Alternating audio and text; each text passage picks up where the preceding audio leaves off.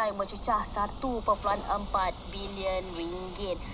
Jadi diharapkan untuk anda ambil peluang ni untuk sama-samalah orang kata menjelaskan sama tertunggak supaya mengambil peluang untuk tempoh ini untuk membuat pembayaran. Ini kerana diskaun saman ini yang ditawarkan bertujuan bantu meringankan beban rakyat sekaligus memastikan pangkalan data pesalah jalan raya dikemas kini sebelum penguatkuasaan lebih ketat dilaksanakan pada tahun hadapan. Ini antara yang dapat dikongsikan melalui artikel berita RTM. Diharapkan anda juga bercakap mengenai berkonsumsi artikel berita RTM, pasti mendapatkan maklumat yang boleh diikuti melalui platform media sosial.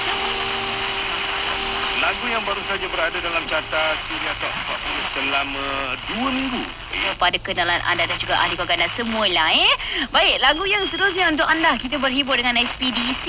Lagu yang bertajuk CINTA untuk anda, Johor FM.